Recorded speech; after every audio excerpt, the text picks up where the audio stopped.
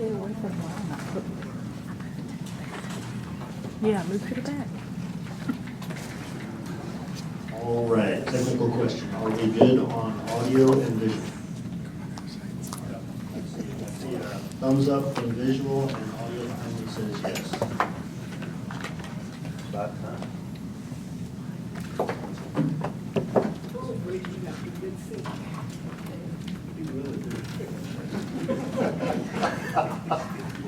All right, we'll go ahead and get started. I now call this special meeting of Goose Creek CISD Board of Trustees to order. The time is now 6:48 p.m. The date is Monday, March 30th. Mrs. Guy, was this meeting properly posted? It was. And do we have a quorum present? We do. All right, thank you so much. Before I move on, I just want to recognize we celebrated Top 10 today, and we saw the best of the best from Goose Creek. If you weren't proud of Goose Creek tonight, anyone would be proud of Goose Creek. And I just want to mention that we saw 50 students that are really shining stars and gems of Goose Creek. And I know I speak for the board when I say we are proud of each and every one of them. And tonight was really a special night for that. Mrs. Garcia is over in the corner. Mrs. Garcia, did anyone sign up for public comment tonight? Yes. All right, we say there's no citizen participation. We will move on to item number 3. This is a single item agenda. We will turn it over to Dr. Rodriguez for discussion items. Yes, sir. Thank you, Mr. President. Tonight, we are going to continue the budget conversations. We've been having a lot of conversations regarding where we are at with a proposed master schedule that will impact high school and middle schools, or high schools and junior highs. And of course, we're going to continue just with the budget conversation for the 26-27 school year. I'll pass it on to Bridget. Yes, sir. Good evening, Dr. Rodriguez, Mr. President Campisi, and board members. Tonight we're going to continue our budget discussion, as Dr. Rodriguez mentioned, and we're combining that with a requested deep dive into the master schedule 5x5. And with that, I will turn it over to Dr. Jackson. Okay. Okay. So welcome. We appreciate y'all asking a lot of questions and diving into this topic a little deeper. And so we have put together some numbers for you. And I want to note that I have the Director of Athletics and also the Director of Fine Arts and the 3 traditional high school principals in the back. So please let us know if we want to have them come up and have any comments as well. I'll turn it over to James Hessman. So we're going to start off by just giving a master schedule update. As you are probably aware, college prep English and college prep math is an area but that we may not be able to get our CCMR points from any longer. It will count for this year. So our students sitting in college prep math and college prep English for this year, it will count for them for next year's accountability, because CCMR always runs, college and career military readiness always runs a year behind.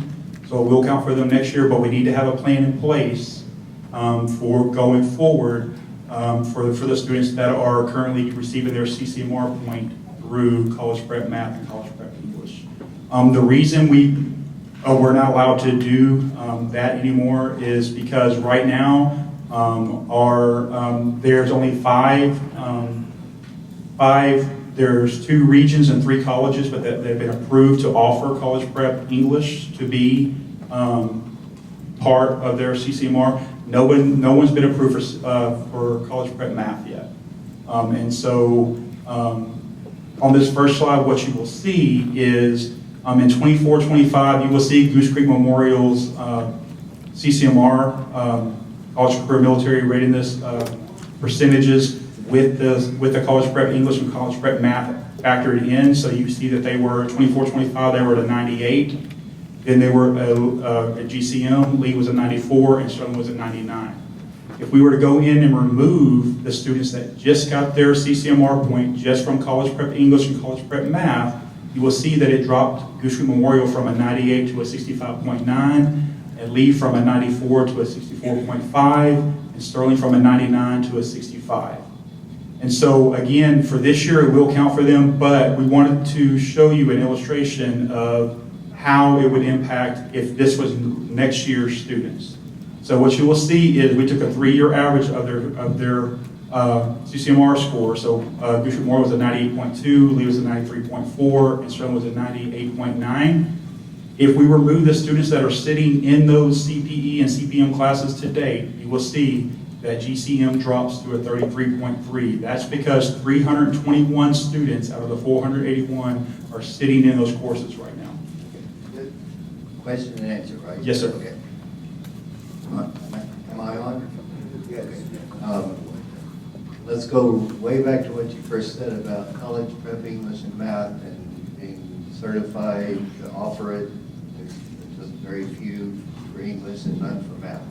So the 5 that are certified to offer it right now, 2 are region service centers, 3 are universities.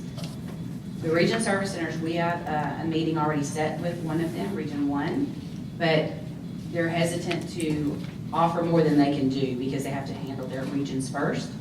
And then Brazos-Port is one of them, and they've already said they cannot handle us. But we do, we've made a little progress with Amarillo College. And so they could possibly be a vendor. So we're looking at that, but at this point, 0 college prep and math have been offered. So it's possible this could come back on the table. Could, and it would be good up until the incoming class of the 8th graders sitting right now, that incoming class of freshmen. Okay. So it's eventually going to go totally away.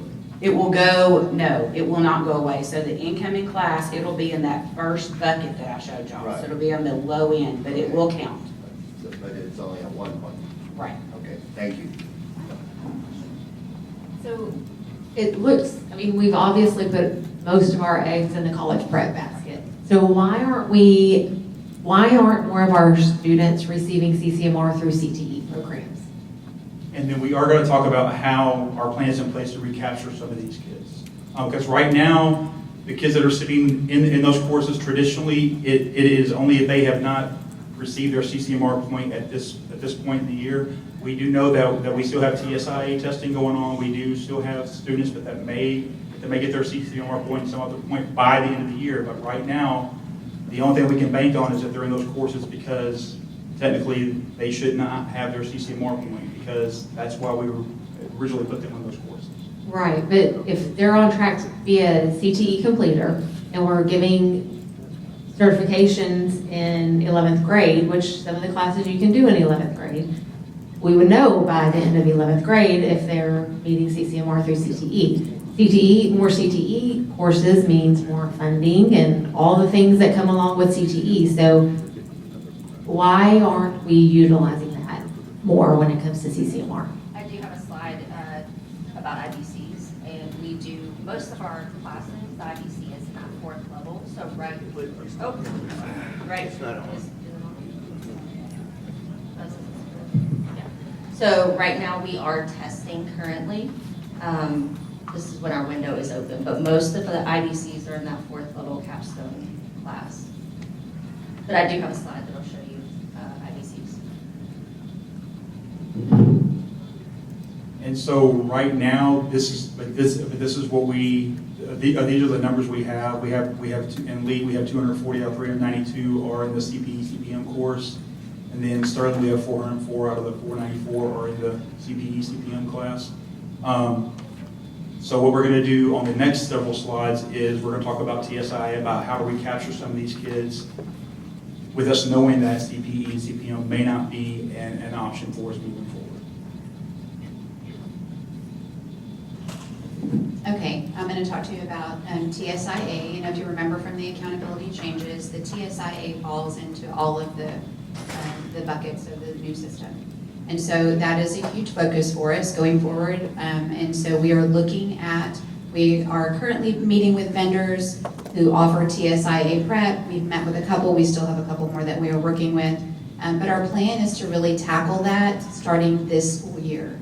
So we are planning, to implement a 3-week boot camp after our EOC testing with one of the companies that we've been working with that offers kind of a comprehensive curriculum from boot camps to integrated materials, and they have a full scope and sequence, a full curriculum if we want to go that route. So when we met with them and they shared their data with us, they showed us about an 8% growth. So we're going to talk about where we are right now, which for the 24-25 accountability, we showed GCM with 40% of their graduating class meeting TSIA readiness in both English and math. And then Lee was at 27% in both, and Sterling was at 18% in both. To date, this is tracking our current seniors, and keep in mind that they are still testing. So they were testing last week. These are the numbers they were able to give me when we pulled the data and we talked to them last week. So as of right now, GCM has 26% of their graduating class who have passed both English and math TSIA. Lee was at 20% and Sterling is at 8% as of the date that we made these slides. So they are still working on that. So if we implement, or when we implement the 3-week boot camp at the end of the year, I took the percentage, which was an average of all of the districts that they have been working with, that they've had success with, which was about 8% growth. And we were predicting with that on a traditional schedule and then implementing it through those English and math courses that we have, we would anticipate about an 8% growth, which would put us at 48% for Goose Creek Memorial, 35% for Lee, and 26% for Sterling. And if we compounded that growth, picked up another 8% of those kids during the next year with those integrated classes and those boot camps once in the fall semester and then once in the spring semester, we are anticipating another 8% growth, which would be about 56% for GCM, 43% for Lee, and then 34% for Sterling. And so looking at the bottom chart that you'll see down there, we pulled the United data on the Tabor reports for TSIA readiness, how they scored in the same criteria for English and math, passing both. In 2020 data, they were at 42.7. For 2021, they're at 47.8. In 22, they jumped to 89.2, and then they maintained around there. And that year was the year that they implemented the 5x5. So estimating with a 5x5, we took that same potential growth that they had at 40%, which would take GCM to 80%, and Lee to 67%, and then Sterling to 58%. The difference with that is that they run that college model schedule, and so they added in a TSIA prep semester course with a full curriculum, which would be our plan if we were able to implement that. And then it was hard for us to predict the 27-28 data, because at that point we really need to be targeted with our campuses. So if they're still at the percentage that we're seeing there, then we have some different conversations and support that we'll need to provide to the high school campuses. Okay, before we leave this slide, let's go to 24-25. How many kids on each campus actually took that test? That's for all of them. 100% of our kids took TSIA? Well, all of the ones that they pulled into test. So anybody that was absent, they may have pulled them back in later. So I can tell you at Goose Creek Memorial, Kelly's in the back, I think y'all are testing at about 75 to 80%. So 40% of the entire class, not 40% of that 78%.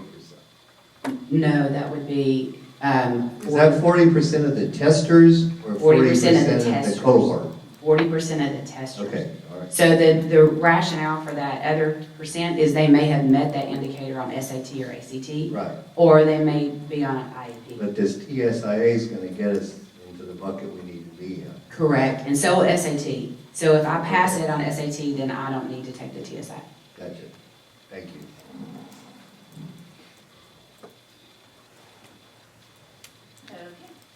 Make it closer. Okay, so now I'm going to talk about IBCs and how they impact our CCMR. So if you look at the 24-25 accountability year, The TEA, the students had to have at least 2 credits plus an aligned IBC. So if you look at GCM, we earned 199. Lee was at 135, and then Sterling was at 127.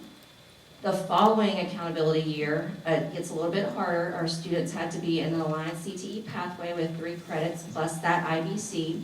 So currently in teams, we have 69 students is what we're projecting to earn at GCM, 46 at Lee, and then 144 at Sterling. For the 26-27 year, a little bit harder, so our students have to complete 4 credits in a CTE pathway with that aligned IBC. So what we did on this, for this cohort is we looked at our level 3 students enrolled in that class. Based on passing rates, we are predicting 52 students at GCM, 30 at Lee, and then 78 at Sterling. And then we would keep those predictions for the 27-28 school year. So our focus really is on intentional advising to really help keep these students in the pathway. As you can see, our students pretty much have to take that CTE class in the same pathway all 4 years, plus take and pass that IBC, which most of our IBCs are in that senior level capstone class. So we're waiting like right now to figure out if did they pass or not. We have removed a barrier. We are now paying for our students' IBCs, where in the past they would have to take and get reimbursed. Some of these tests have been $100+. The state actually reimburses us up to 2 IBCs if they pass. So we're giving those students a pre-assessment, making sure that they're ready, and we are going to pay for those assessments. So that's kind of where we are with IBCs currently. So we're hoping to have better data after now that we're paying for our students, hoping to see more improvement in the amount that we earn. All right, so what we did next is we tried to come up with some college career military readiness predictions based off of the things you just heard. So for 24-25, 25-26, and 26-27, again, we're able to utilize the CPE and CPM. So you will see that we don't anticipate too much of a change in their CCMR all the way through next year. But starting in 27-28, if we keep the same structure of what we're doing right now, if we're putting those kids into that college prep English and that college prep math, of course, you see that these are the results we are predicting for their CCMR. If we go to the TSIA plan, where there is a boot camp and a review, and factoring back in these kids with their IBC predictors, like putting all those students back into the bucket, we see GCM getting to 81.5%. For CCMR, we see Lee getting to 72.7 and Sterling getting to 60.1. The reason there's a discrepancy there is because of where they're starting at with their TSIA percentages, and factoring those kids back in. So if we went to the 5x5 and explored the same and the same percentage growth of 40% and factoring back in those IBC students, we see Goose Memorial recapturing all of those students, Lee at 90.6 and Sterling at 84.2. On the next slide, you're going to see how does that impact accountability. And so if we use those numbers, you'll see that in 24-25, Goose Creek Memorial was at 86, Lee was at 86, Sterling was at 87. As a district, we were 78. If we kept that same structure, and you're factoring that into their CCMR, Goose Creek Memorial would be a 69D, Lee would be a 69D, Sterling would be a 70D, and then if you factor that in with all the other schools, the district would be a 70C. If we utilize the TSIA plan and IBC predictions, you would see Goose Creek Memorial would be at an 81, Lee would be at an 81, Sterling would be at a 77, and the district would be at a 74C. And so if we implemented the 5x5 and did those same numbers of recapturing those students, you would see that Goose Creek Memorial would be an 86. That's where they were at in 24-25. Lee would be an 85B. They were at 86 in 24-25. Sterling would be an 83B. And then the district would be a 77C. And that's with us implementing that and recapturing the kids, but that we're currently losing with that of CPE and CPM. So the district is assuming, the district is assuming no change in elementary or junior high performance. Yes, we get everything the same, just these three campuses staying where they're at. So we're hoping across the board we are improving because of the elementary and everything. We are doing the tier 1 instruction. We're using the blue bonnet, things like that. Yes, sir. This does not take in effect that one of the reasons they're performing so well in United is because they have so many extra places to increase their CTE courses. So we did not take that in account, but we do know that the expectation would be, no matter if we stayed on 7 periods or we go to 5x5, we've got to strategically work on increasing our IBCs and our CTE completer status. So can I ask a question? I mean, it takes a lot of planning for kids to be CTE completers. I understand that. That's what I do every day. But, I mean, what are the counselors doing to help in this? Are they meeting with students and families and making 4-year plans? Are we still doing generic 4-year plans? Because the way to get more CTE completers is to spend the time with the kids and the families to have those conversations. So we are working on making sure that they're following that coherent sequence, and we're putting some other structures in place for monitoring by 9-week to make sure in that first 9 weeks that we look up every kid and make sure that they are in that coherent sequence. So that's something that we're working on, and making sure that everybody's in the right courses and that they're following that, and then making sure that when they get to the IBC course, we're going to start having 9-week conversations with administrators and counselors on campus to make sure that everybody is getting what they need and that we're monitoring all of the CCMR going forward. I almost feel like the 9-week mark's a little late. It should probably be done in the summer or like when scheduling's happening so that they are starting, because at 9 weeks it's too late to make changes. Right, and we do look through them at the beginning, but just to make sure that we haven't missed anybody, we're going to go back through and make sure that everybody is where they are supposed to be, and we're going to be reviewing those 4-year plans. They're going to be up to date. We're going to make sure that everybody's got the right sequence in there, and all of that will be completed before school starts, but then we're going to go back and make sure that everybody has it. So tell me about 4-year plans. Are counselors sitting down with students and families and making 4-year plans, or are they going into a computer lab and saying, I'm going to do the welding pathway, and classes are just put into a 4-year plan? No, they are meeting with parents about 4-year plans, and then the parents are signing off on them. We're not allowed to put anything in until they get a signature, because we want to make sure part of that new parental involvement is making sure that parents are able to access those.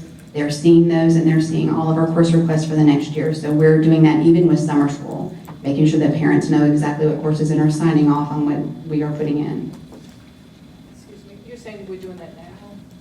Is that our... Yes, we started that at the beginning of the school year. And now this is my first year in the role, but the parental involvement changed, and so it does require parents to be a partner in planning for their... Lots of years. Right, that we're making sure that they are doing that, yes. Because I just had a different experience last week, so that's why I was asking. I'm sorry, I didn't hear what you I said. said, I'm sorry, we had a different experience Your with mic. scheduling. I don't know how to turn it on. It's pretty simple.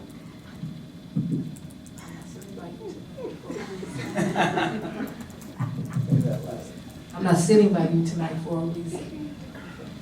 That had nothing to do with the mic. Let's stay on topic. You had a different experience, is that? Yeah, we had a different experience of scheduling and working with the counselor. That was when a student wanted to do a dual credit, but was encouraged not to do dual credit for a sophomore year.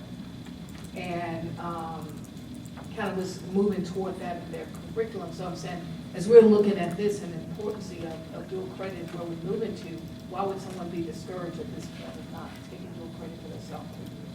That is a great question, and we are working strongly on advising in systems. I'm a systems person, and coming in, and that's been something the counselors are working really hard. And so, but we wanted stronger systems, and so coming in, those are what we're developing, and we've been working on all year. Okay, well, I hope you work with the ones that struggle and you'll get Yes, ma'am. Thank you. That's all I have. So, I have another question. What makes us think that we're gonna jump 40 points in TSI? So I can actually speak to this. I left the district from an academic dean spot and went to a smaller rural district where we did not have a lot of CTE options, and so TSIA was our focus. We didn't have a lot of pathway and programs, and we grew 40 points in 1 year. Now that is in one subject, but that was our first year. Really a strong implementation, boot camps, and then overall as a district, we grew 20 points as a campus.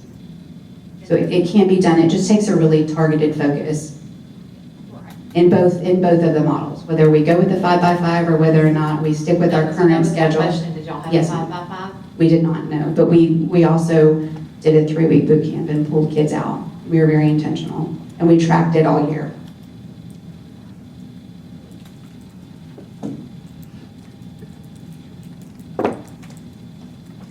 So, this question. I don't need it, but I'm gonna turn it on. I don't need it. It's simple. So, I know. Don't be mad. Anyway, so what you're saying in English is that we're gonna stop doing what we're doing and implement this 5x5, and that's gonna improve or help us without the college career and all that. It's gonna help us at least be academically up higher. It's going to give us the tools Right. to incorporate a specific course for TSI in the English area and also the TSI for math. But it will also increase the amount of course offerings to ensure the students could get a completer status, meaning 4 courses, and take that IBC that goes with it. But we would still have to be very intentional and focus on making sure we increase our associate's degrees, our level 1 certifications, our level 2 certifications. So it's not a guarantee, we're gonna have to work to get it. Well, the TSI is a guarantee for your CCMR point. And so that's a guarantee. TSI right now in dual credit combined, TSI now and a 3 or better on AP, those are guaranteed. And in the next system that we're coming to, it's also a guarantee. So we know that TSI is kind of the gatekeeper course or that we need. Okay. And didn't we discuss doing this for the junior high also? Last meeting we had? We worked with, we took the feedback from the first meeting that we had with y'all, and the junior high principals came back and said that they wanted to propose a 6-period day, and we have that on hold. It would increase their minutes, and so, but that's an everyday traditional 6-period day, and so we're kind of on hold till we figure out what we're doing here and make that decision at the same time. Yeah, I do want to recognize that Sterling, with the current structure, has a 67. Husband said a 70, but it's a 67. He kind of spoke, but I know he was looking at, he had a progression. I was looking at the district. I know. That's what I said. I knew what happened there. But honestly, I'm kind of surprised because Sterling used to be really academically well off, way above, I would say, Robert E. Lee back in the day. I haven't really kept too much track of it, but I'm very surprised to see that, their stuff academically. That's where Helen went to school, by the way. Sterling. Sorry, Helen. I throw that in. But anyway, yeah. I think we're headed in the right direction, so, with all the changes we're making. Not by choice, some of them, but, because of the state legislature. But some of the choices we're making, I think we'll be heading in the right direction. I do want to say, for the sake of the team, we kind of have joked about this. This is not an easy thing for us. It would be much easier to not do anything. Right. This is not going to be an easy task. Everything that Ms. Guy has said is going to be difficult. It's training, it's PD, it's scheduling. It's going to be difficult. Our fear is if we don't do something pretty drastic, Right. then we're going to see lower results than what we have. Right, without the college career and all that helping us out. That was a little cushion or that we had with that college career and readiness, but since that's gonna be taken away. And, you know, honestly, that is what we're really doing academically. Right. They're not, I do want to say, I don't want anybody thinking that we walked out of here and I said, college prep English and math are going away. It will not, you will not get the points at all for it next year if you do not have an approved provider. We have not got a solidified approved provider in the state of Texas for math, and there are 5 that we're exploring for ELA. That's what I want to make sure we hear. We can't, I don't want to count my chickens, you know, and that's what I'm worried about is we have to plan for the worst and hope for the best. And then if we do get that, that buys us some time until this graduating class, incoming freshmen graduate, and then that's going to be a difficult accountability. You'll get it at the very minimum level if we use those. So we don't want to have everybody that approaches level. You won't need some masters. So just to clarify, the 2 courses that Goose Creek, CISD, the high schools have been utilizing to get high CCMR points, those 2 courses are pretty much going to go away. Yes, sir. I mean, that's really what we need to take away from this conversation is currently the math course, CPN, is unavailable from any provider in the state, and then CPE, which is the English course, there are 5 providers, but the information that we're receiving is those providers are struggling to identify Goose Creek CISD as someone that they can serve. Correct. So that is where we're at, Mr. Renteria, is those 2 courses are what we've used to be successful. For the most part, that's not something that we can tap into for the future years. In its most basic form, the 2 courses that we've used to be successful, in essence, are going to be obsolete for the most part. Correct. But it does count for next year, because it takes a year. Well, the kids that are enrolled in the course right now will count for next year, but next year's students will not count. I have more questions before we move on to budget. Sorry. Okay, so I'm looking at the questions and answers here. So when it talks about scheduling, it says the auto build feature is not functional. However, you can build a master schedule, assign courses, and place students accordingly. So are counselors and schedulers having to do all of this by hand?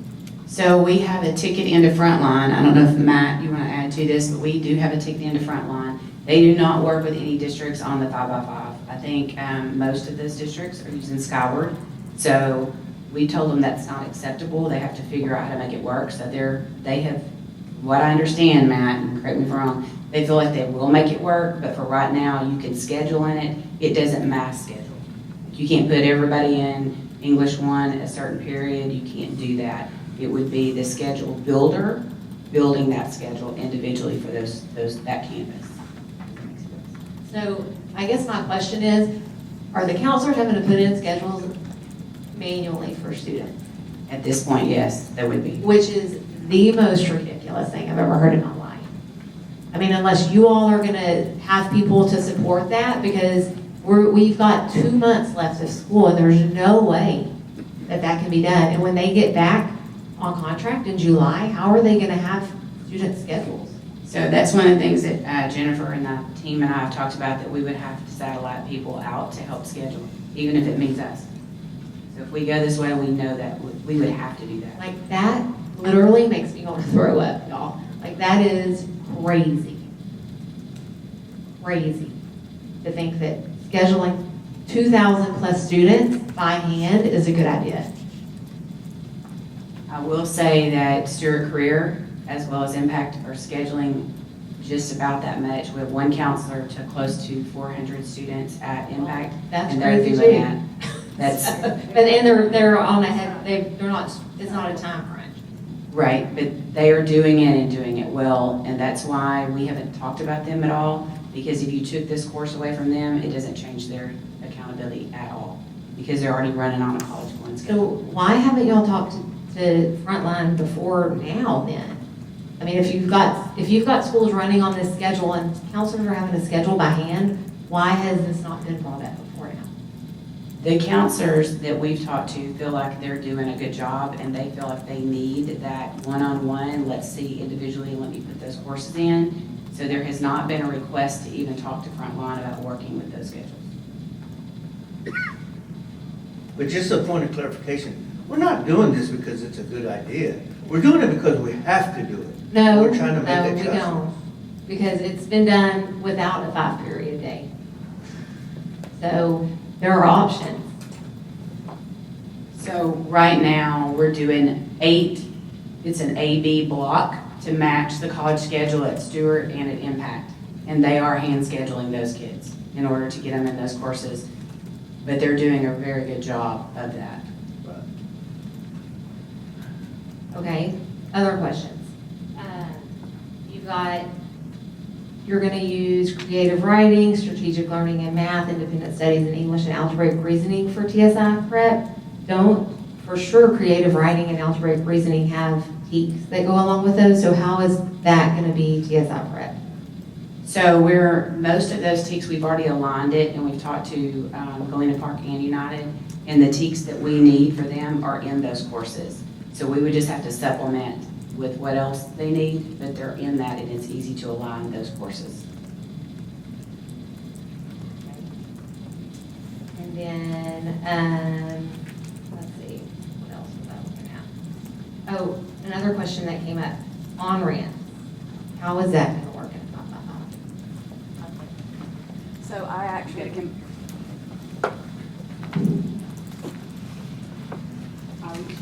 I reached out to our on-ramps representatives at the University of Texas and asked them how we would make that work.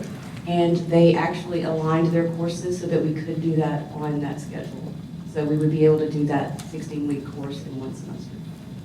So if you're doing English, well, yeah, 16-week course you could do, but what Right. if you're doing like an English class where you're doing 1301 and 1302, and 1302 is this would be your Lee College dual credit or your on-ramp. Your 1301 is a prereq for the 1302, so how are you cramming both of those classes into it? So for on-ramps, it would be, we don't offer English for on-ramps, we only offer the STEM courses. So they would be taking on-ramps chemistry, and they would do that in one semester instead of doing that in a year, which is the model that we currently use. So the first half would be the high school, and the second half would be the college course. Now, the first 8 weeks would be the high school, and the second would be the college course. So it would end in one semester. What about the Lee College classes? So the Lee college classes, I would have to defer. So we met with Lee College, and they are open to any class that was a semester being within the 9 weeks to get the first semester, and the next 9 weeks to get the next one. So for government and eco, those were, and they're already doing mini masters now, so they're said they would work with us.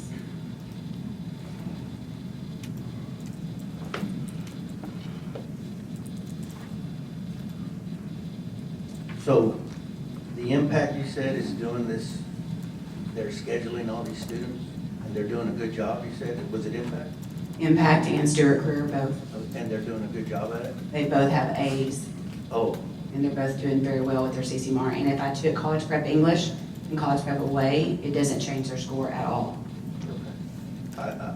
I think that if we use that same approach with the other schools, that we might be able to have the same results, which, I think will work. I really do, it's not a choice that we're wanting to do, we're having to do this, is my whole point. And I mentioned that we're gonna have to work. And y'all, I know, they work hard all the time. And we're having to, do what we gotta do. And, we don't have a choice. We're gonna do it. And we're gonna like it. We're gonna have to. Just like with the Blue Bonnet.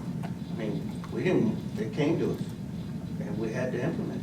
And so, we're making some big changes throughout the school district in terms of academics and approaches to educate our kids. And I have faith in you guys, and I think it's gonna work. That's just my point of view. My question is, what's your backup plan? If all of this you're talking about does not come out like you want it to, what's your backup plan? You're talking about 400 students compared to what?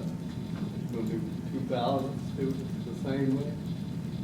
With one person, two people, three people? Well, no, it would be, the freshman counselor would have an average of 400 to 500 students, which is a little bit more than Impact has, but, so that would be about the same workload is what they're doing. But they're still gonna need support because those two campuses have been doing this and they know how to do that when we have not done that in the traditional campuses. But the backup plan is if we don't do this 5 by 5, that's where we're gonna start those boot camps, an intentional boot camp. But we don't feel like we can get the same result. We will get more because it's intentional, but we will not get the same result as a 40% increase, which we feel like with a course we could. It's kind of hard to have a backup plan when we're in uncharted waters. We've never been in this position before. Well, yeah.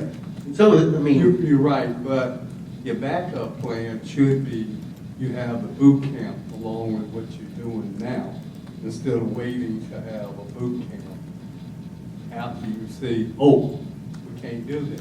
That's what I think Jennifer was telling you earlier. We are starting that this year in 8th grade and in 9th grade at the end when they finish their Algebra 1 exam. We're starting the boot camp and we're doing the same thing in English 1 and that starts this year.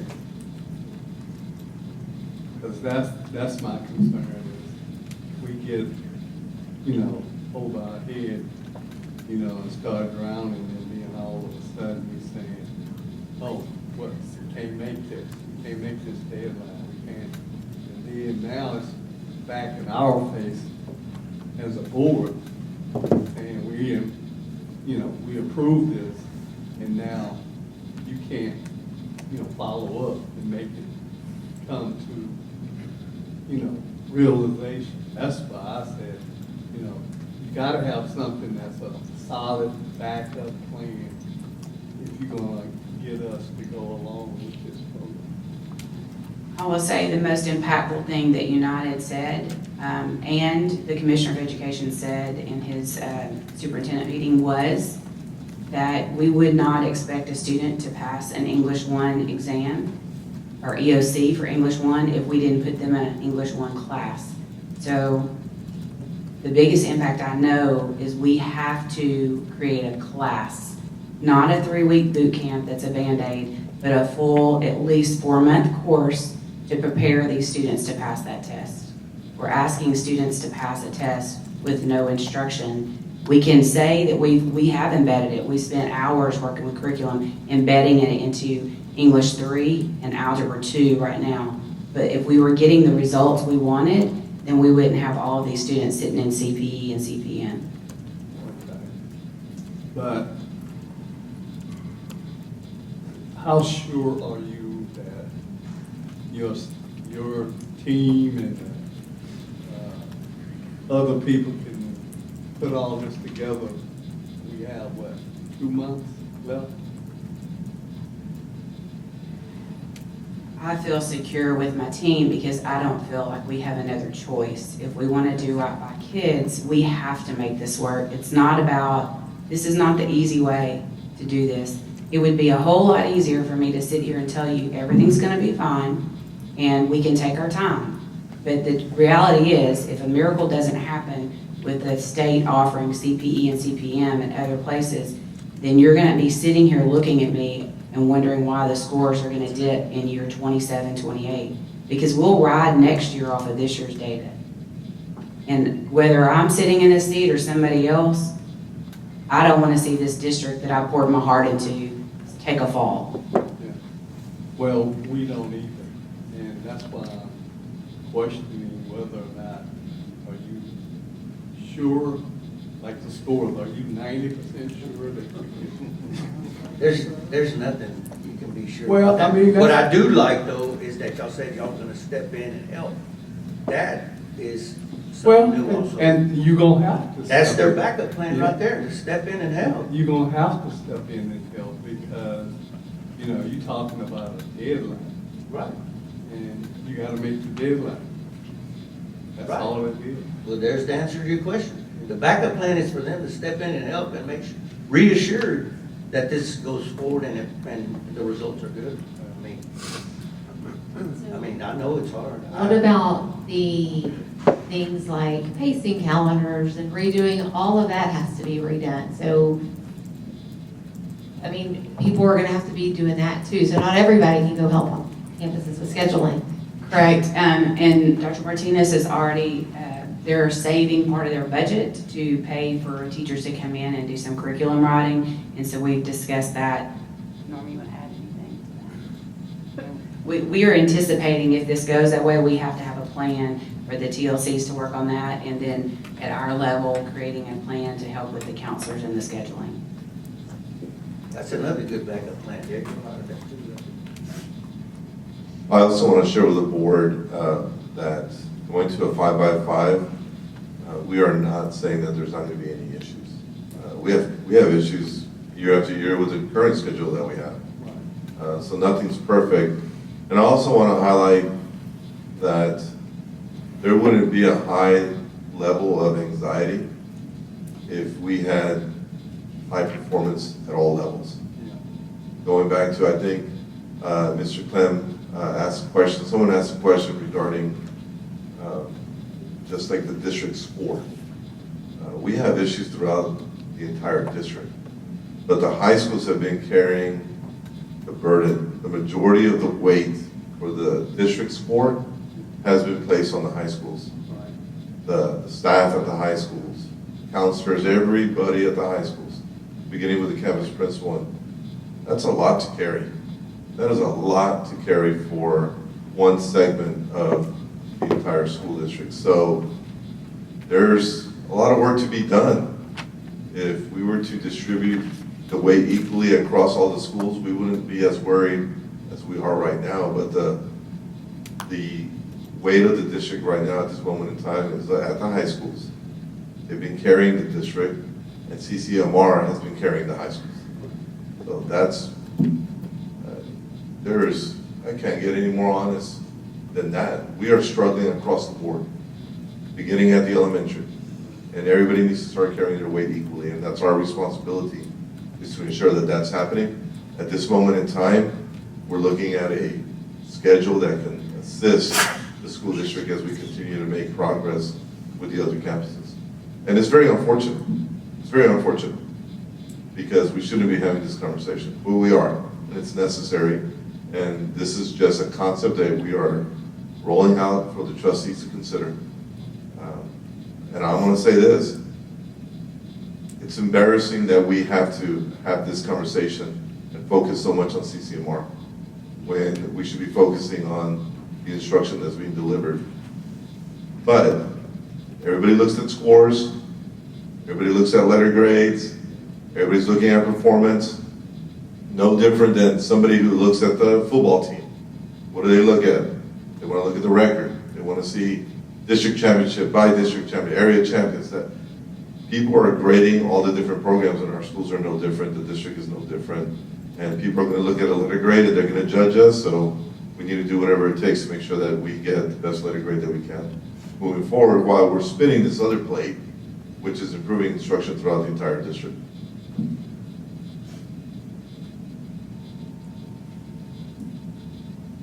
They took our crutch away. They took it away. Now, Gotta do what you gotta do. yeah. Dr. Jackson, you got it under control, sounds like.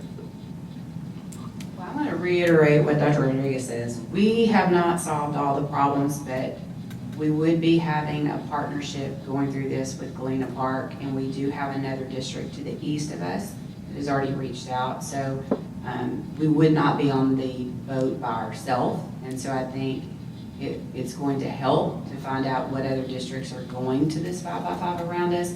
And if we do decide to go that route, or if y'all decide that that's what we should do, then I think we'll have some partnerships that we'll be spending some time with other districts to try to problem solve. So we've looked at all the positive outcomes from it. What are some other things that we may not be asking that we should be on the lookout for, some potential concerns if we go this route? So. Give us the other side as well. So the question that keeps coming up with the districts I've talked to is in early graduation. So ensuring that we put English 4 in their senior year. But I'm going to tell you personally, and this is just my personal opinion, if a student meets their graduation requirements and there is early graduation scholarship opportunity for those students, I wouldn't want to be the one to hold them back in the December of their senior year. But most of those kids, I don't see a negative. The negative I see is exactly in the scheduling component. Getting Frontline to work with us, it would be easy for me just to say, hey, we're just not going to use Frontline, let's go to Skyward because they know what they're doing there. But it's not that easy because we have a contract with Frontline. So getting them, I feel like we pay for a service with them, and so they should provide that service and support us. So I think the technical end of it and the logistics end of it are going to be what's difficult hurdles to overcome, but I do believe it is going to be what's best for kids. Thank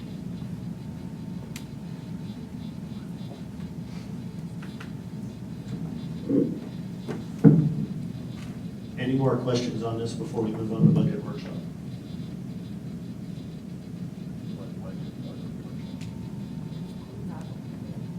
Mr. Sampson?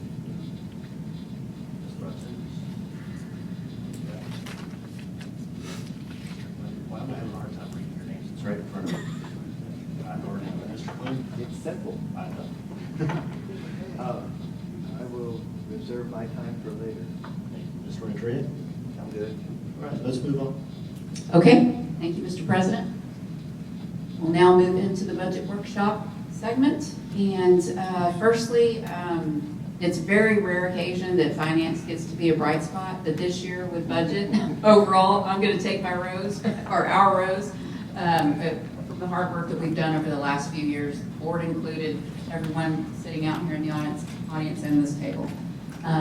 But we are in a good spot, and looking at our projected revenues, we did have some help, of course, from House Bill 3, school finance bill, and you know, it did put us on a good pathway to being able to balance our budget. The only thing I did change as far as the organization of the items here is item 7. I went ahead and put the transfer in since it is, you know, sort of a revenue item. I put that in there on line 7 for the 5.3 million, and that's going to be the amount that we are also going to see in expenses here on the next slide for health insurance coverage. It's a one-time expense, one-time revenue. Won't have to make it up next year.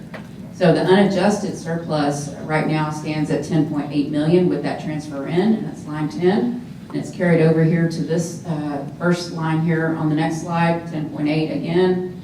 And then you see here we've done some reductions in closing the construction office. And of course we have a corresponding teacher reduction for the ADA decline. And we've reduced our some department budgets. And then these other items are the increases. That line item 6 is the one I just discussed, the healthcare contribution, 5.3. And we're going to add 6 behavior coordinators. We're adding special ed positions due to our population increasing exponentially. Stipends for the Asheville Smith and Carver support that's going to be needed for this upcoming school year. We have a slight increase in insurance across the entire district of all of our policies, about $155,000.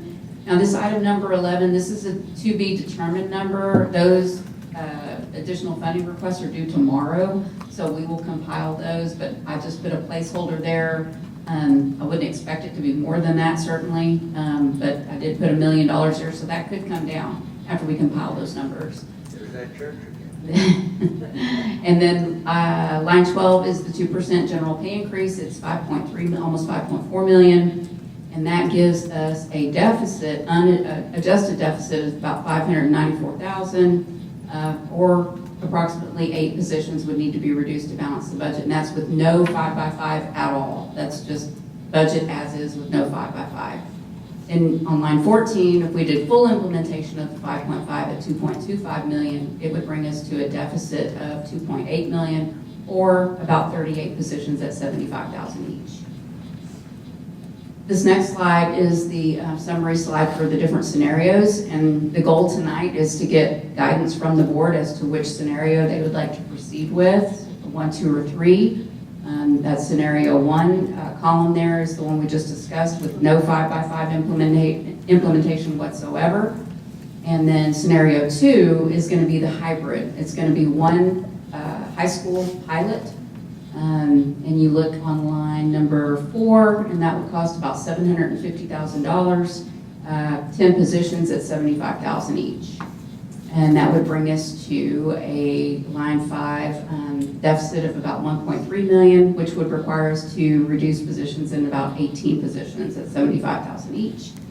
And then scenario 3 finally is the full 5x5 implementation, and you see on line 4, that's the 2.25. And that's about 30 positions that we would need to add, and it would bring us to about 38 positions that we would need to reduce across the district to balance the budget. You see our fund balance is in great shape. We're expecting about 107.6 million at the end of this year, and if we balance the budget, we're expecting the same next year. And our 3 months expenditures required in reserves is about 70.5 million. So we're in great shape. We just need the board's guidance on which Could we scenario. go back to income? Yes, sir. Projected revenue. Yes, sir. Okay, just sit there a second. I know we've seen this several times. All right, go to the next one.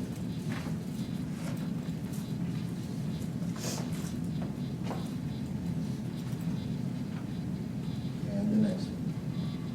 So,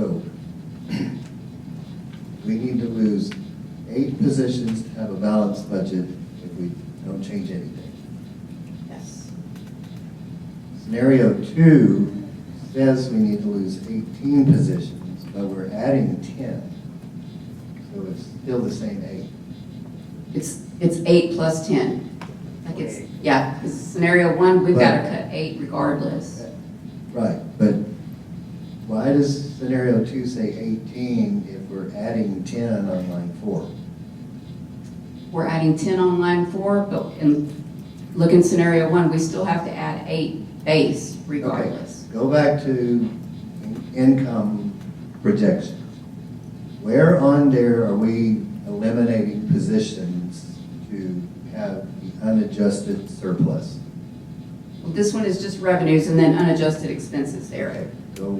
And then the next one, So, irregardless of what we do, if we sit here and say, don't change anything, we've got to lose 8 positions to have a balanced budget. correct. Now I'm ready for the next one, finally.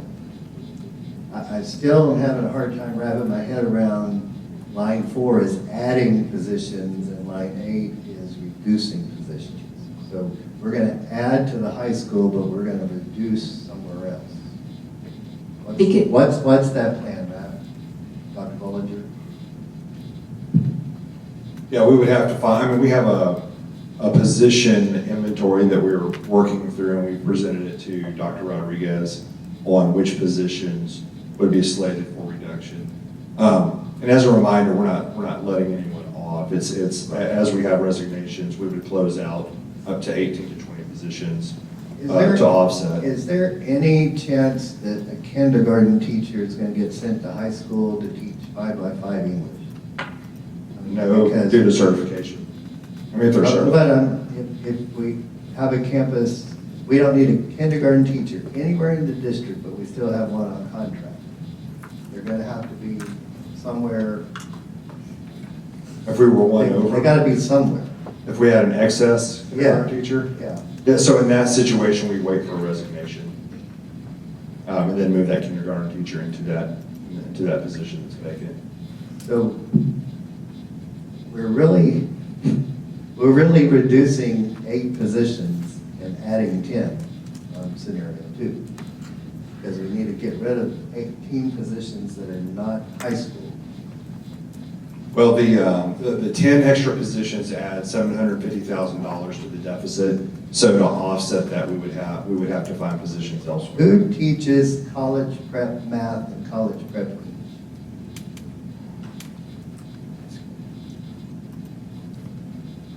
If you just leave that on, you would have to do that. I was trying to be respectful of Bridget's part. So it's a certified, high school certified math, and it's a high school certified English How person. many sections of that are they teaching? A lot. Like a full day? A full day plus some. So they're available to just move from that we're gonna not have anymore Correct. over here to what counts. Yes. Okay. So there's room to slide people around. And we can still, I just don't see where the surplus is after the last 2 years, unless it's just because of enrollment. Are you speaking Where, about? right now, where's the 18 positions or the 38 positions gonna come from? Because we've already cut and cut and cut and cut and glided until there's no room left to glide. Yeah, so Is we, it gonna come from lower enrollment? Or do we still have classes with 12 kids in them? And we can consolidate classes. no, we're staffed tighter, but also, as enrollment has dropped, it's dropped almost 800 students, from last year this point to this year this point. And so there is room there, and it's not just with the teacher position. So district-wide, there's paraprofessional positions, there's certain positions that. Paras don't make $75,000. Well, that's the number she used, dude, because that's what's being added if we were to pilot the 5x5. That's Right. definitely not the number we use. Okay. What is our minimum class enrollment requirement for an AP or a dual credit class? So depending on the class, if it's a CTE course, then it may be 15 to 1. If it is an academic course, they usually let us put 22 in there. Anything over 22, we have to get permission. How many kids have to sign up for AP basket weaving for the class to make? Oh, 15. And that's standard across the district? That is standard. No exception? That's what we started doing about 2 years ago when we started cutting positions. If you only had 6 in an AP class, you could teach, let's say like AP Spanish, you could teach Lang and Lit in the same course if you were willing to do that as a teacher. Otherwise, we had to kill it. Okay. But you had some teachers that said, yes, I'll do it. Sure, for the kids. So we do have a minimum threshold. What about dual credit? Is it the same? Dual credit is set by the college, and sometimes that's actually a plus for us. So if you look at any class that's taught at the college or by a college instructor, our teachers, we can use, even if they're not in their certification, they're a monitor for those kids. Or if they go over, we get full CTE funding, and they provide the teacher. So sometimes it works out better for us because it can lower our class number.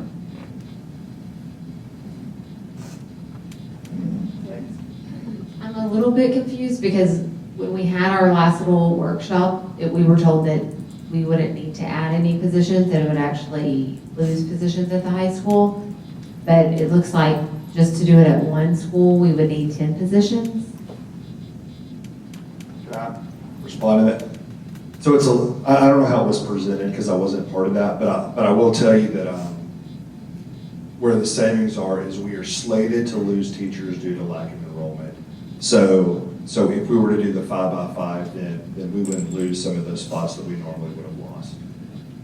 So if we don't do the 5x5, then we would lose, we're slated to lose about 20 to 22 positions across all 3 high schools. But if we were to do it at one high school or at all 3, then that number adjusts. So I think it's not just adding or taking away, it's positions that we will lose if we don't do it. Does that make sense? Well, I guess I was under the impression that it wasn't going to cost anything because we weren't going to have to add any positions. For the 5x5? When me and Helen and Jesse did the little workshop. No, so the numbers for right now, We would have to add,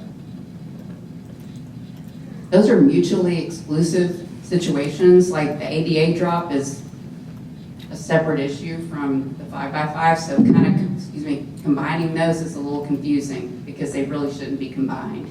Because we're reducing, based on reductions in ADA, we're reducing teachers just as a function of that.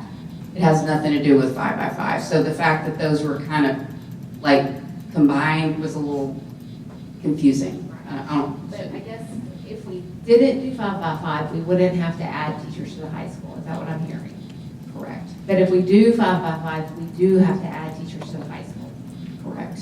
we would have to add about 8 to 10 positions if we were to do 5x5 across the board.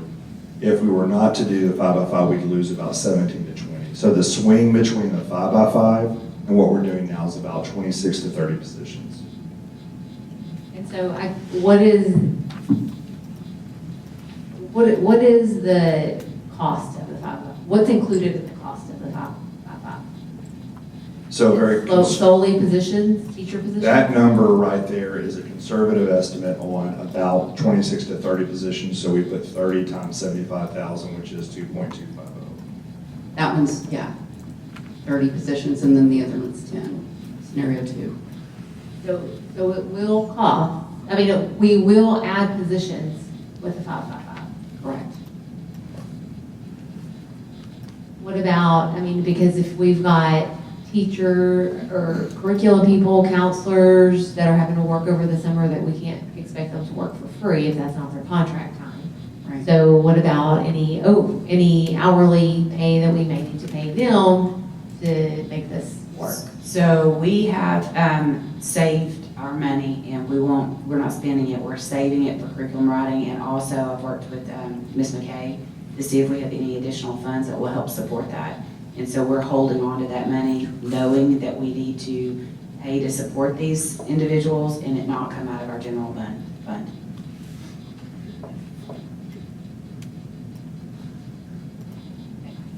I guess it's just, I'm not convinced because I've been told a different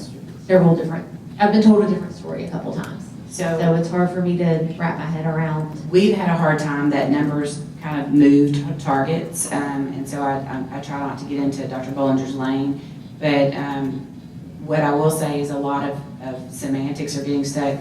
We're not adding new positions, we're not losing current teaching positions we have. So, but by not losing them, we're adding them. Right. So I thought the number was about 24. This is the first time I've seen 38. So I don't know if that's a new with the ADA. The last time I looked at it, it was about 24 across the 3 campuses. It's not 38, the 8 is outside of the 5x5. Yeah, the 8's the baseline with no 5x5 whatsoever. If we just move forward without implementing any pilot or full implementation, we'd still have to reduce 8 positions. So it's 8 plus 10 to get 18 in scenario 2, and then plus another 20 to get 38 if you implement scenario 3. Are there, let's just say we shoot the moon and do scenario 3, where else can we find $2.8 million besides personnel? And my first recommendation is a program increase request. Without you cancel or you're rejected, stand and use it. That's $1 million. Right. That's $1 million. Right. Some So of it, where can we find another 1.8? we could probably scrub and scrape it up. I mean, it could be done. I've had conversations with some folks in the public and some folks on campuses that there's money sitting in campus budgets right now that has not been spent. And if it was going to be spent on important things for this instructional year, it should have already been spent. Right. And that's probably another $1.8 million.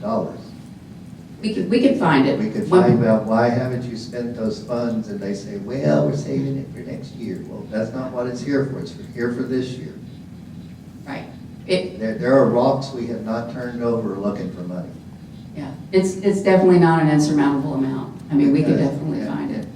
where I'm heading with that is it would be nice to be able to do that. This is one of the first things I've seen us do for kids since the early childhood centers. That's really not necessarily good for the adults, it's good for the kids. And it's going to be more work on the adults. But they're going to have more opportunities, just like our 4-year-olds have more opportunities to experience things. Our high school kids are going to have more opportunities to get what they need to move forward. And education's not what it was when we were all sitting in desks and rows. And we've got to get out of our rows and our columns and do something new. Well, for me, scenario one is not even an option. I don't think we should have a pilot either in the school. If we're gonna do it, we do all 2,350,000. The other thing is, you know, I hate to say it like this, but I have to say it like this. Again, we're looking for money. You know what? If we hadn't bought that church, there's $1 million right there that we could have used in the general fund. I do like the fact that y'all moved capital improvement, because I remember saying, why isn't that in the general fund anyway, if we have to go through the same process to use it? But I think, you know, we as a trustee, as a school board, has to take responsibility for some of this money that we've been spending on properties that we don't need. I just want to say that we should be using all our money for academics. And I don't have a problem with this 5x5. I would rather spend that $1 million on this 5x5 than on any property that we don't need. So I'm gonna be voting for scenario number 3. And you know, that's where I see it. I think the other thing is that our CEO said that we are financially good this year. So let's do what we need to do to take care of academics and help administration take care of this problem.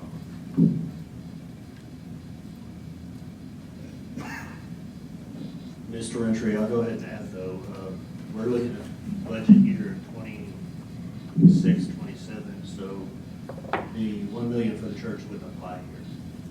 We're looking at budget moving forward. I get where you're going and where it came from, but we're looking at next year's budget. Well, when we bought the church, we should have looked forward.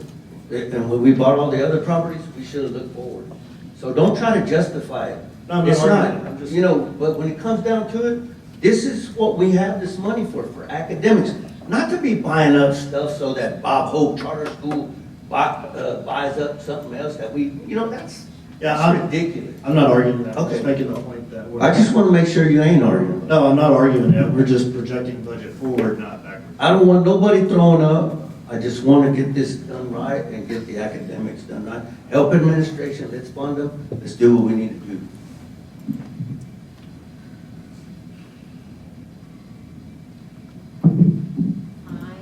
I don't feel like putting ourselves in this big of a deficit at this point when we've worked so hard for so many years and cut so many positions already. I can't feel good about this. And I think that it can be, what we need done can be done with what we have already. I think they can use an elective there if it's needed. I think that we can do boot camps. I think we can embed instruction into the courses that the kids are already taking. And I think that we can see the same results. So I don't feel like scenario number 3. And I feel like we don't have the things in place that we need to have to make it run smoothly. I would hate to put ourselves in this much of a deficit and then it just be crazy. Like, we don't have a scheduling system that can support scheduling the entire district like this. We don't have, I mean, there's just a lot of things that need to be done, I think, before you can implement something like this. And it's just, I don't think it's right. Well, Matt said, we're still working through attrition, right? Matt, that's what you said. That's part of the plan. That's part of the plan that we've already implemented.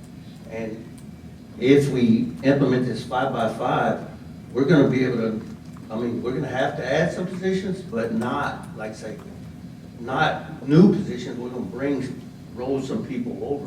So, I mean, we're just keeping some of the jobs we have, we're gonna keep them what you're saying, that we wanna live within our means and provide the good education that we got.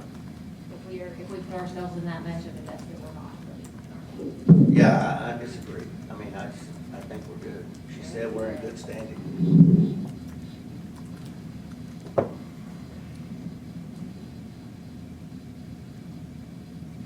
So how would the board like to proceed on these scenarios so we can incorporate it for next time? 3.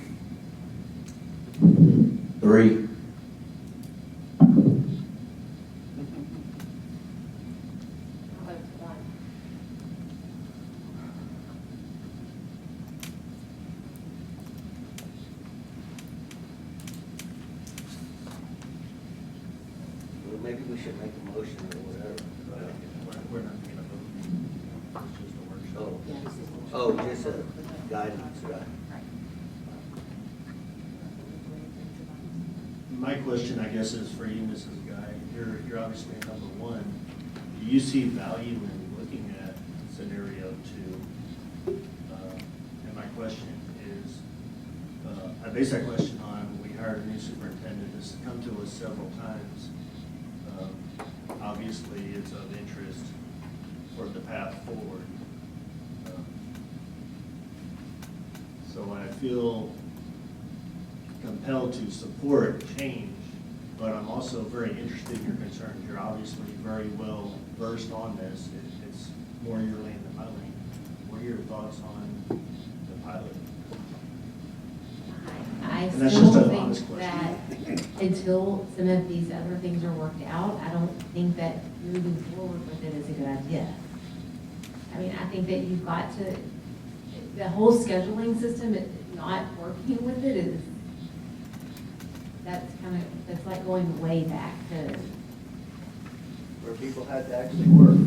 No, it's work anyway. Well, I mean, have you tried to schedule 2,300 kids? yeah, but we're talking about being proactive, not waiting until the last minute. That's what Dr. Jackson. This is last minute. Well, This is very last minute. I understand that, but it's still not another year or two down the road. So that's really past last minute. I'm talking about being proactive, at least, she said by the school year that everything would be taken care of. They'd bring in people they'd probably help and get it taken care of.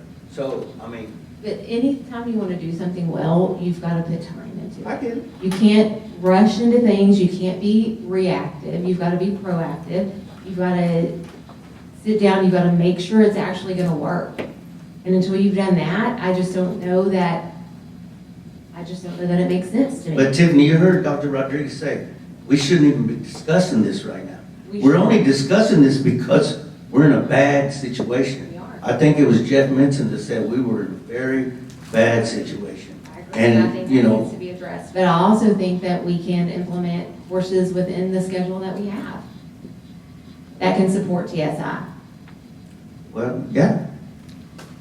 But we're gonna eventually be back here. If all we're talking about are TSI remediation courses, that can be done in the schedule that we have. If that's all we're talking. And that's what we've We're talked talking about. about moving forward and trying to progress in a different direction so that we're not in this situation again. That's what we're talking about. Right, and that will happen whenever the academics are in place. But What makes you so sure that's gonna happen? if we're talking about CCMR, most of what we've heard about is making sure that we've got TSI remediation. Tiffany, the academics have been in place for years and we're failing. We're not making any The academics progress. aren't It's playing. time to make them change. Something We needs to talked change about with the this academics. before.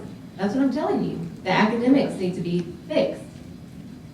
But in the meantime, if we're worried about CCMR and what we're worried about is TSI, we can put TSI remediation courses into the schedule that we have. And then we can make sure that everything that we have works with a 555. I don't know why we feel There's like. never gonna be any surety with that. No I don't matter know why. when you decide in a year that more you you wanna implement, plan, it might be too The late. more you plan, the better it's gonna Well, we've been planning for a long time, and look at our situation in the Goose Creek School District. Look at our academic situation. We shouldn't have put all our eggs in one basket. Well, we shouldn't. No, we shouldn't Well, have put well- everything in college prep. Well, I mean, that's the way it was set up by the state. Now they're taking that Well, crutch it away was from. not set up by the state like that. That So- was always a fallback. Okay, and we knew that. So why did we have that as our main way to get CCMR? Well, that was our crutch, and like I said, now we don't have that option. So we need to be proactive and make some changes. So can I go back to my original question, you missed guy, and that was the scenario 2 pilot. One of the things was jumping into it and resources, and that would allow administration to target one school. I would assume it would probably be GCM because Ms. Stark's familiar with 5x5 from her former campus. From your professional opinion in your position, do you think that's doable? I mean, Or just, anything's doable, let me but reword it. your Would you weigh choice. in on it? I don't want to put you on that. Anything's doable. Do I think it's a good idea? No. Well, we're already doing it. You ain't asking me, but I'm gonna interject this thought. Dr. Jackson just told us we have 2 high schools that are doing it already, and they're very successful at it. She said that plain and clear as day, that it's already happening.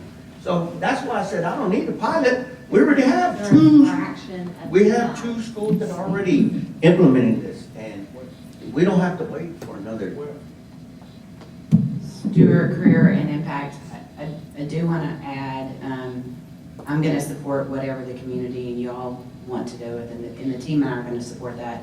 But it is about really increasing our IBCs and our completers as well as targeting TSIA. So we have 2 focuses that we're really working on. But the point was, he asked the question as to, about that pilot. We already have 2 schools doing it. They're already successful at it. You mentioned earlier that they were both happy that they were so successful. So we don't need that pilot. We can jump right into it using the same process they use. So I do want to add that typically master schedules, that comes under the administrative umbrella, and there's not a need to request approval from the board. The approval in this case is because it has an impact on the budget. Campuses, administration, year to year, they make adjustments to master schedules as they deem appropriate. But in this case, there is a financial impact, obviously, of over $2 million, so that's why we're having this conversation, and I appreciate it. It's actually a very healthy conversation. A few things I want to be able to bring to the table, so that way the trustees are very clear on these items. One, I want to ask, we've had this conversation regarding, can we have a Band-Aid for a year to, and I'm looking at Jennifer Fierro, can we have a Band-Aid for a year? And what does that look like? I think the trustees need to truly understand what that looks like. But before we say anything regarding that potential Band-Aid that we've discussed, I'd like to get the opinions of the 3 high school principals, comprehensive high school principals, because your voice matters. You're over here in the back, you're listening to the debate that's occurring over here, but at the end of the day, it's going to be you all, and I've said this, everything lives and dies on the principal's desk. So there's a responsibility that is truly great that belongs on y'all's desk. So, but I have the 3 principals at least come over here, voice your opinion. Don't want to put you on the spot. Let's see, 1. All right, we have 1. So.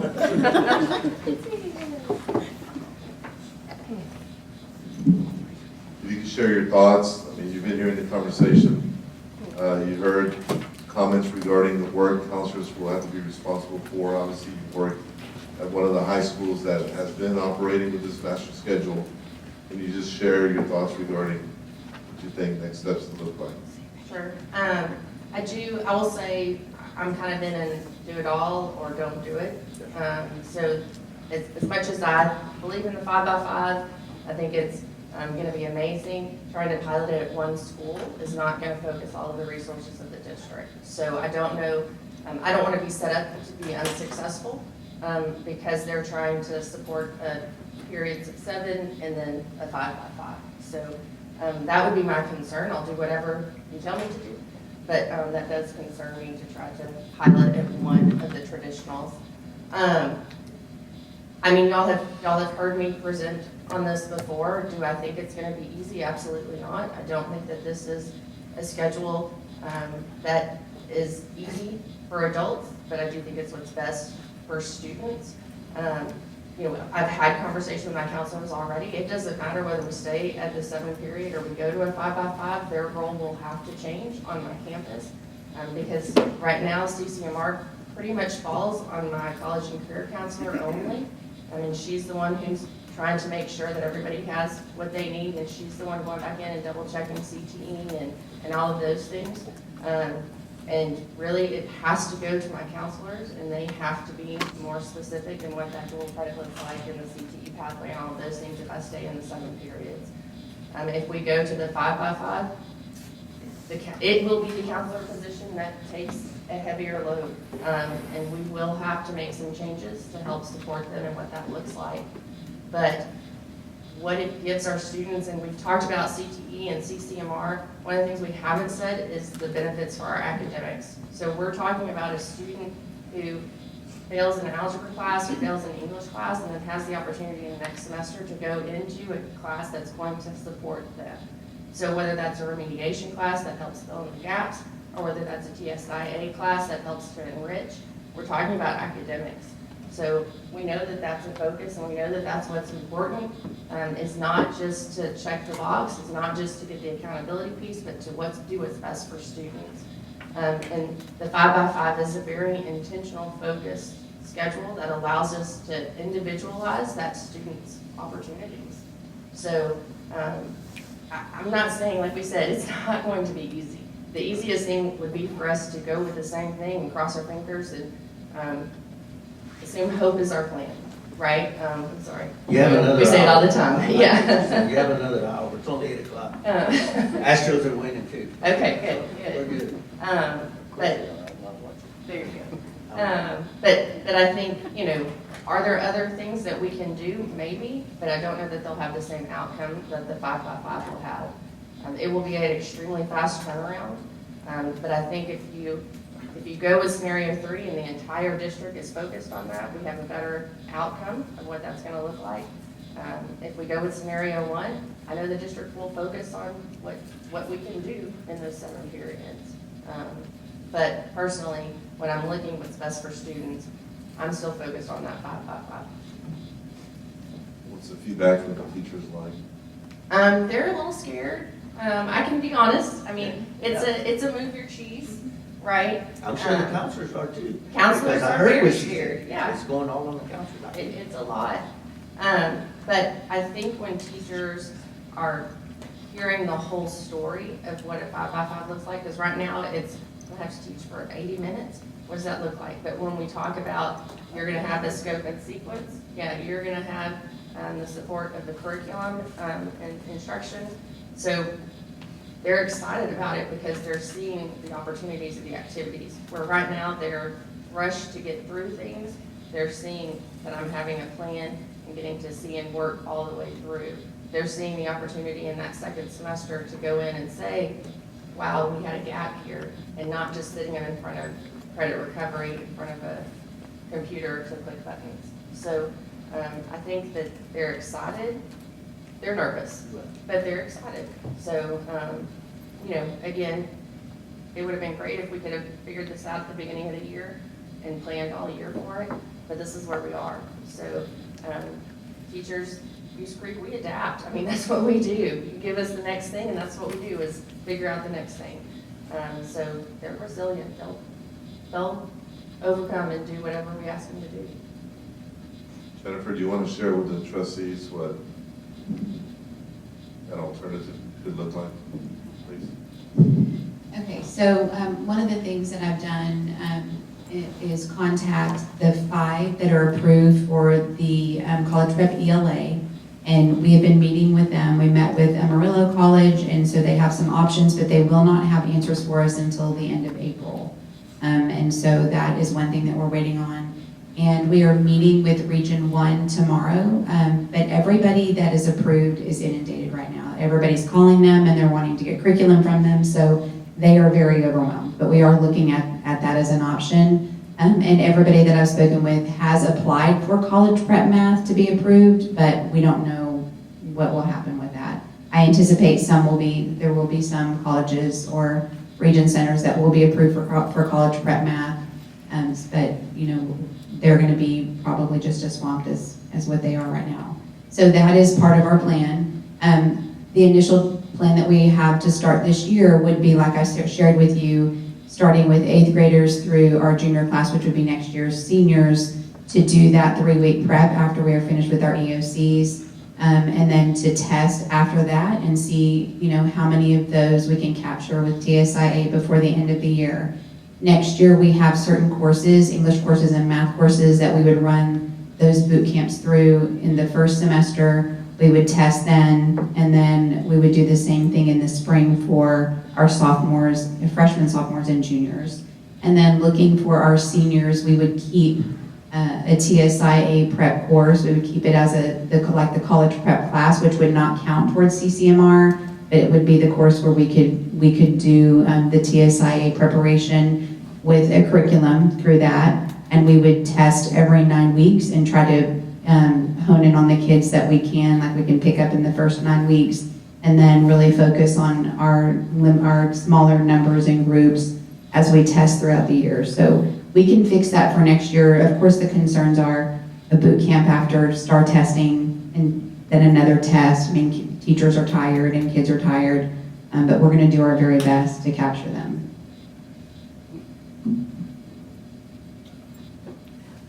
So, do students get off periods in Goose Creek? Yes, the early release. That's what you're talking about. Is that tied to CCMR also? Yeah. Yes. Are you asking, do they have to have their CCMR?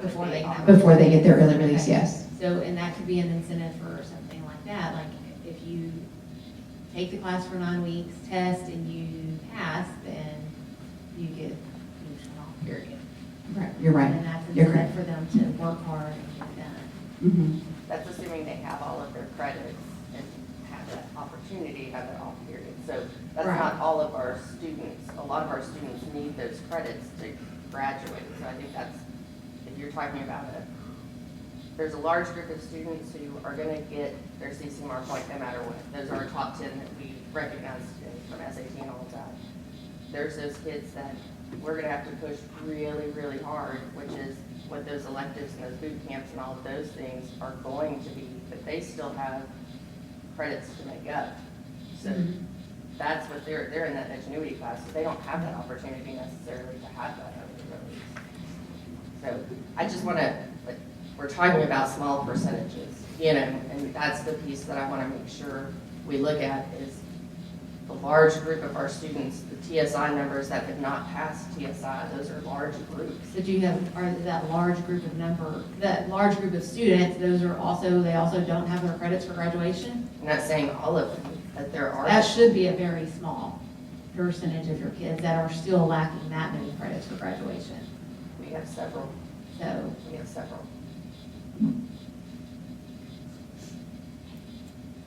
that's a whole effort. One of the things that we actually tossed around was the district could always take action and make generating a point a requirement for graduation. That in itself would be, would take action from the trustees to ensure that there's, what was that? I would be willing to do that. So that would make sure that there's an understanding that you don't get to cross the stage unless you have, done the work necessary to ensure that we continue to generate the points for the school district and of course for the high schools. So the board is always open to taking action and making an additional requirement for graduation purposes as well.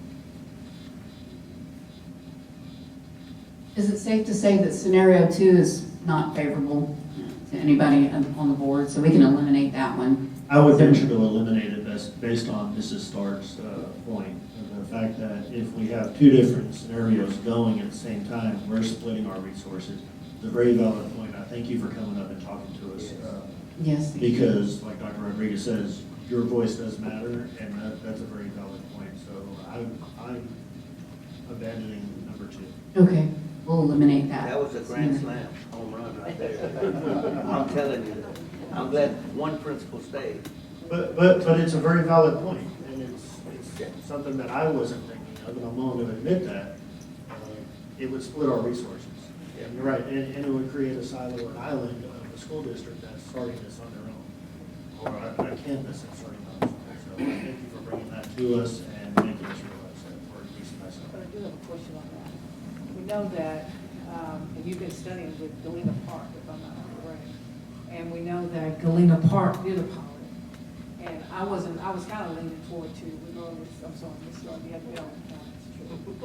But I just know that as we look moving forward, that was one of the things that I was looking at scenario 2, that we do a pilot with someone that is strong, a strong campus that could handle that. I know splitting your resources is one thing, but also having someone who is committed to it and a campus that's committed to it. So I'm just making that as my point, so thank you. It was an eye-opener for me, for sure.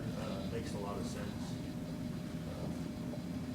In terms of academics, with what you said, catching Mercedes failing midterms, right? I would rather you catch me at midterm failing to have an opportunity to improve and to be instructed and help with that, and I really appreciated that, because there was a safety net for these students that are failing academically.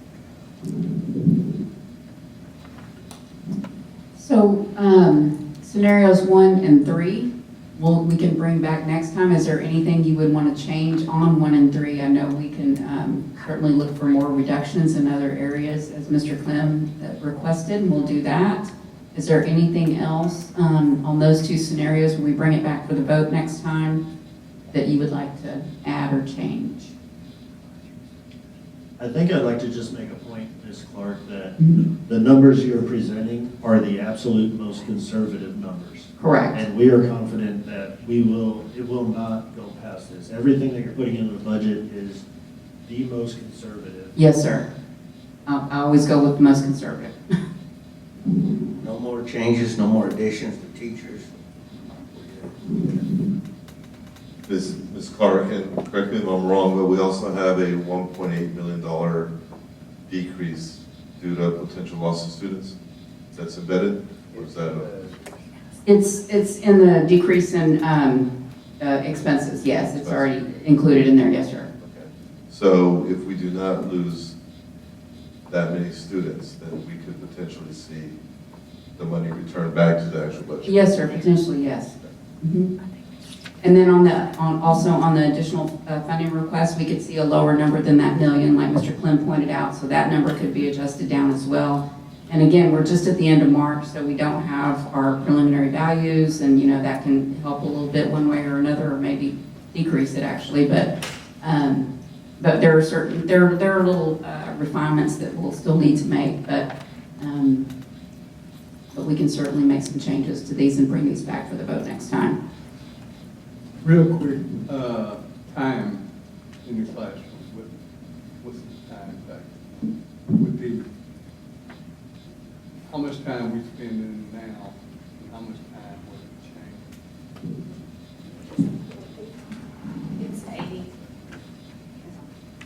It's 83 minutes a class period, and one of the things that Mr. Clem brought forward is that we needed to make sure that the semester 1 and 2 were balanced equally, so it would have us ending second semester or doing our finals, which the teachers were in favor of right after we came back from the holidays, which would give them time to review for their finals, and then they would take their finals then.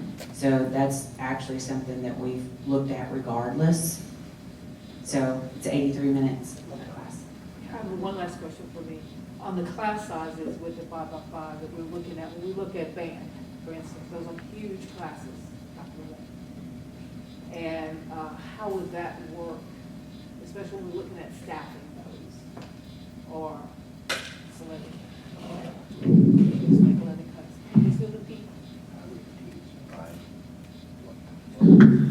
would basically, oh, good evening. We would staff it basically the same way. We're at the point to where we're operating at what we would consider to be our bare minimum. We don't have luxury positions. So it would just be a matter of redistributing the time.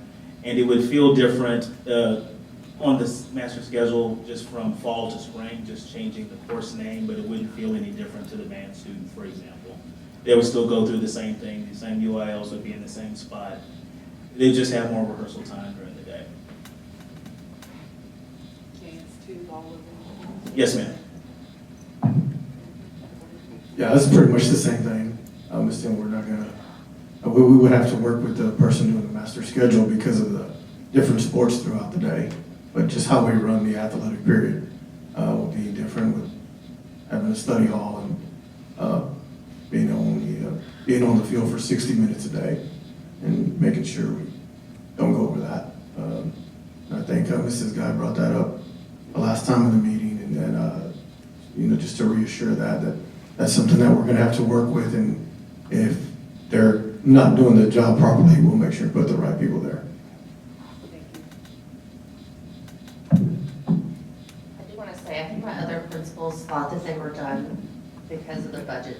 I think they got thrown off with the budget workshop, so I want them to know that they were here. Ready to answer. Go back and tell them we'll see them tomorrow. Okay, they have to come back. We got another. And I was just going to say, on the timing, the decision impacts staffing, but also how we hire, because we have a job fair, we have our Goose Creek job fair coming up on April 11th, so that's Saturday, and we've postponed our high school staffing until a decision is made, because on the one hand, it could be where they're losing 8 or 9 teachers, or on the other hand, they're adding 3 or 4. And so going into the job fair, we want to make sure that hopefully this decision is made at that point, so that our principals can hire candidates who come to our job fair. That's also a time matter. Are you staffing on the same assumptions as we're budgeting? Yes, but we have 2 scenarios depending on which way we go. So that'll depend on if I'm losing teachers or I'm going to have to hire more teachers. Positions, rather. Yeah. And we'll have that vote on April 6th on which scenario you all prefer. Are there any other questions on this slide? Other than that, I've just got a couple of, just a quick calendar slide. No, it's just going to take a minute. Okay, so just like I said, we'll bring it back for a vote on the 6th, which is next Monday. And then here I just wanted to note a change. We moved the compensation approval to May 4th so we can use it as a recruiting tool and be able to disclose what raises we're going to give. So we just did move that up, and I just wanted to point that out to the board. Other than that, that's it. Any more questions? Anything else, Dr. Bollinger? No? Okay. I already tried that. I know. I got offered the same thing we got last time. So before we close it out, are there any more questions for this panel from the trustees or comments? The raises will be in the next meeting also, or May the 4th. On April 6th, we're presenting the compensation options, and then there will be a vote in early May. And the numbers we looked at tonight, the 2% worked in, right? Correct. No final questions? Yeah, I got one more on that. What was that compensation that y'all were working through on the last meeting that we talked about? The teachers that met the qualifications to get that TIA? That will be presented also? Oh, that's separate. Okay. That's a separate item. Okay. Dr. Rodriguez. One more thing before we, on that same issue with the compensation, there were some people that qualified that were not in that option of getting paid. Are we going back and looking at those? Okay, we're good. Okay, good. Dr. Rodriguez, before I close the meeting, would you like to make any more comments? Reminder that our next meeting, we will be voting on this budget reduction plan. It sounds like we're looking at scenario 103, and I think we could comfortably say we'll remove 2 from consideration. Is the board in agreement on that? Ms. Clark, I'm seeing that. I feel like we're in agreement. We have consensus that we'll remove number 2. Is everyone good with that? You okay, Ms. Timms, on that, removing? Okay. Yeah, you do. You always have a comment. Oh, okay. But let's do this. Let's keep it in there. Okay. That's all right, Jim. No, please don't. You're just confusing me. I'm just one. Okay. Well, I mean, it's 2-ish. Yeah. We just can't drive and say. All right, very well. Thank you, Mrs. Stark, for joining us at the table so Yes. unexpectedly. And for the cabinet, Dr. Rodriguez, thank you so much for spending the time to explain this to us. With no further business before the board. Well, I do have one more comment. I'm And thankful one more for Dr. comment. Rodriguez calling her up because he said, and we're moving with academics, it dies or lives on their desk, the principals. They need to be more involved. And I appreciate that because it shows that we're working to resolve the problems we have in Goose Creek School District with new superintendent and new help from the principals. So I wanted to, say that publicly, that we're still working on academics. All right, thank you, sir. With that, we are adjourned. The time is 8:34 p.m.